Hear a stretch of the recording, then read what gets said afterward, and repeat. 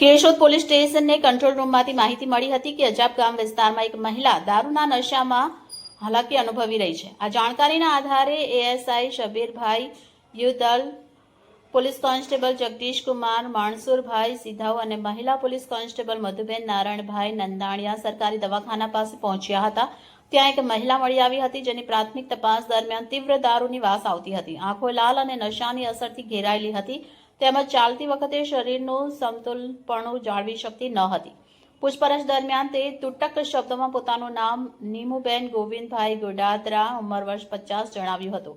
પોલીસે મહિલાની સામે પ્રોહિબિશન એક્ટ હેઠળ ગુનો નોંધ્યો હતો। રાત્રિનો સમય હોવાથી તેની તબીબી તપાસ કરાવી અને બીજા દિવસે હાજર રહેવા નોટિસ આપી છોડી મૂકવામાં આવી હતી। મહિલાઓમાં વધતા વ્યસનના કેસોની વચ્ચે અજાબ ગામમાં નશાની હાલતમાં મહિલાની ઝડપી કાર્યવાહીનો આ બનાવ લોકચર્ચાનો વિષય બન્યો છે। Reporter Harsh Bharda, A to Z news, Keshod. મારું નામ નીરેશભાઈ અઘેરા, અજાબ તાલુકા પંચાયત સભ્ય પ્રતિનિધિ।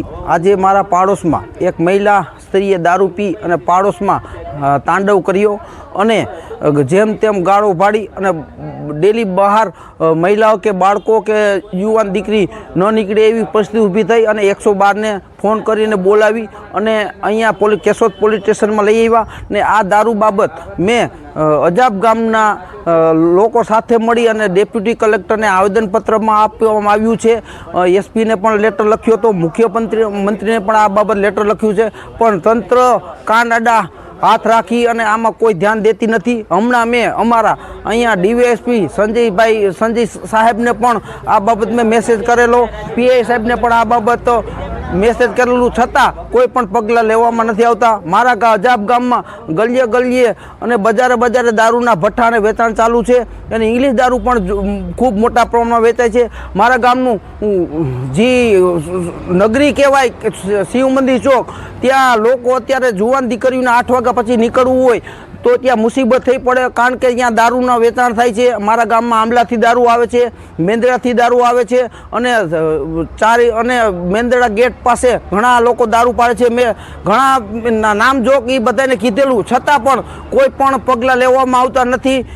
આમાં એવું લાગી રહ્યું છે કે તંત્રને આમાં ક્યાંક દબાઈ ગયેલું હોય અથવા એને કોઈક અંગત સ્વાર્થની હિસાબે દારૂ બનાવવાળા પકડતા નથી કે પીવાળા પકડતા નથી। આની પહેલાં 5 દી પહેલાં મેં એક દારૂને પીનાર બોગી પણ દારૂ ગાડી પણ ભરાવેલી હતી, ત્યારે પણ મેં રજૂઆત કરી કે મારા ગામમાં દારૂની તમે રેડ કરીને દારૂ બંધ કરાવો। જો આ દારૂ બંધ કરવામાં નહીં આવે તો હું આ પોલીસ તંત્રને અલ્ટિમેટ આપું છું કે હું મારી રીતે ગાંધીજીની જે રસ્તે 10 તારીખે બધાને ગામ લોકોને સાથે રાખી અને હું ઉપવાસ ઉપર ઉતરી જાય એવી હું આ તંત્રને જાણ કરું છું। આ તંત્ર બેદરકારીમાં ન લે બસ એવું જ કહું છું અને જેમ બને એમ વહેલી તકે આ મારા ગામમાં દારૂના ભઠ્ઠા અને ઇંગ્લિશ દારૂ વેચવાનું બંધ કરે એવી મારે પોલીસ તંત્ર, કેશોદ પોલીસ તંત્રને અપેક્ષા રાખું છું। જય હિન્દ, જય ભારત।